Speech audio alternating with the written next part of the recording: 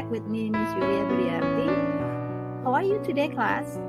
I hope you are all happy and healthy dan tetap semangat belajarnya ya. Okay, class.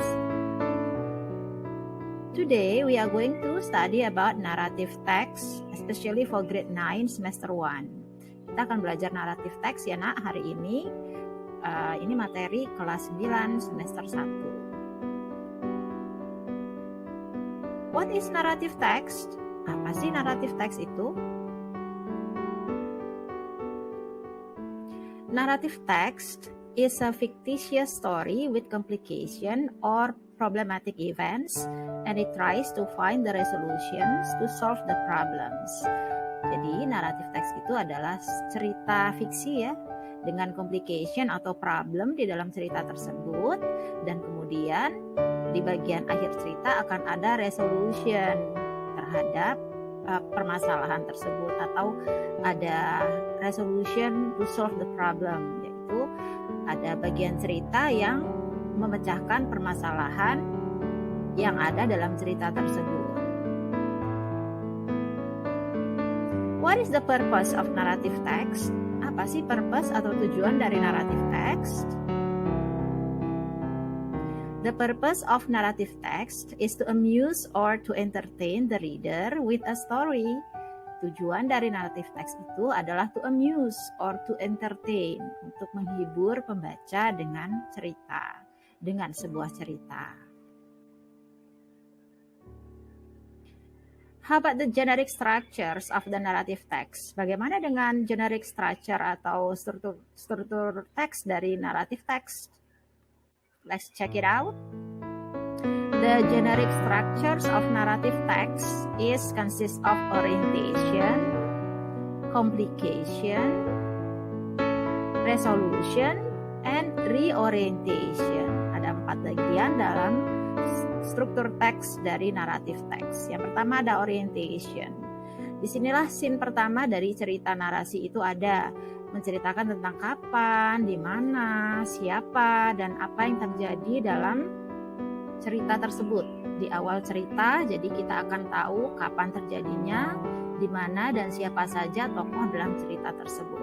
So in the orientation, it sets the scene, where and when the story happened, and introduces the participants of the story, who and what is involved in the story. The next part of the narrative text, bagian selanjutnya setelah orientation itu ada yang namanya complication. What is complication? Apa sih complication itu?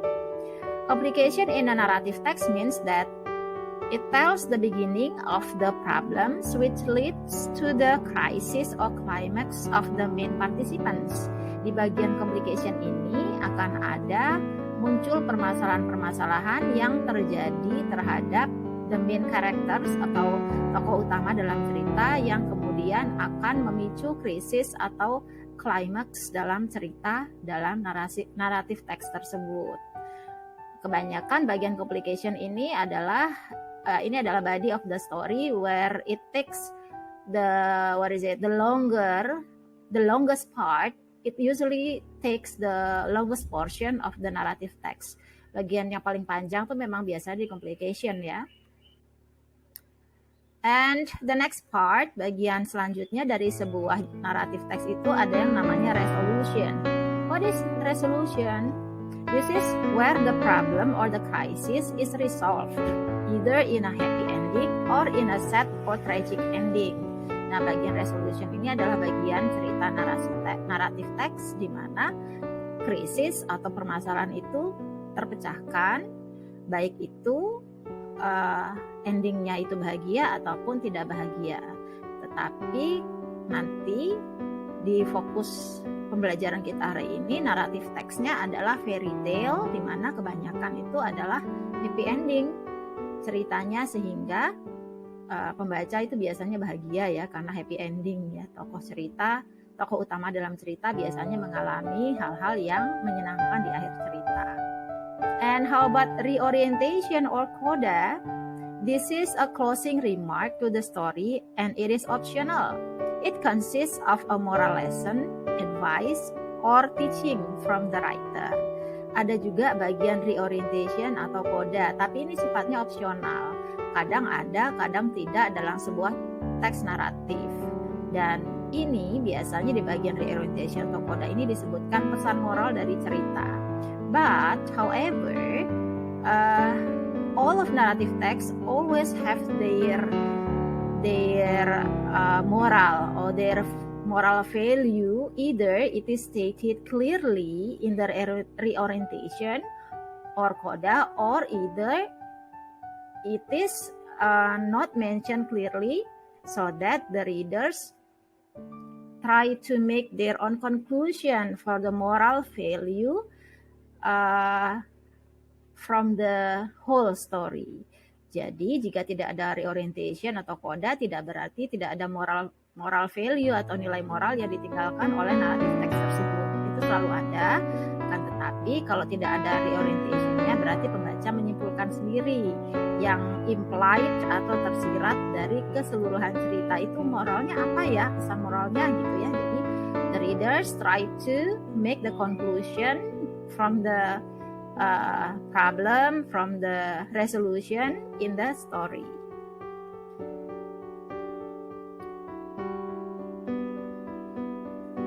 Now let's check the kinds of narrative text. There are some kinds of narrative text. Ada beberapa jenis narrative text. Ada fairy tales, ada legends, ada folk tales, ada fables, dan ada lagi beberapa yang lain. But our focus is only on fairy tales. Fokus kita seperti yang saya sudah ungkapkan tadi hanya di fairy tales, alias apa? Ya betul, fairy tales adalah dongeng.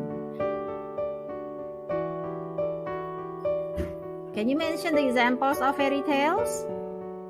Yeah, good. Beauty and the Beast, Cinderella, Rapunzel, Frog Prince, Thumbelina, Snow White, Sleeping Beauty, and many, many more. Now, let's read the fairy tale of Snow White and let's try to identify the generic structure of the text. Saya akan tampilkan sebuah contoh fairy tale yang berjudul Snow White dan kalian perhatikan identifikasi generic structure atau struktur teks yang tadi sudah kita bahas ya. This is the orientation of the story.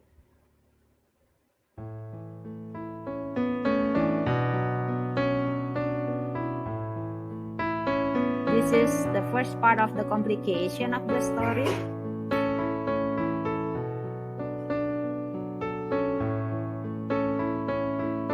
The next part of the complication of the story.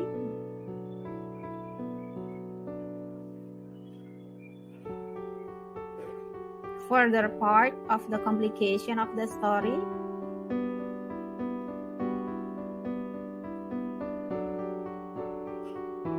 Another complication of the story.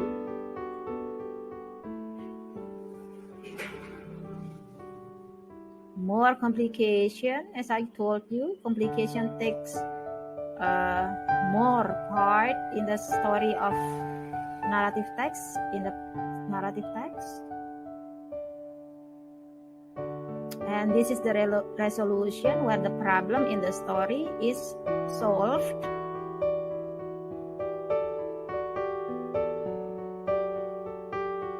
That's all. So the story doesn't have reorientation. Tidak ada reorientationnya dalam cerita ini. But the readers can still draw the conclusion for the moral of the story implied from the whole story of Snow White. Jadi pesan moralnya bisa disimpulkan sendiri oleh pembaca ya dari keseluruhan cerita. So class, that's all the description and example of fairy tale. See you again next meeting, and of course if you have problem or question, you can just contact me and we can discuss together. See you again for next meeting. Thank you very much for your attention. Wassalamualaikum warahmatullahi wabarakatuh. Tetap semangat belajarnya.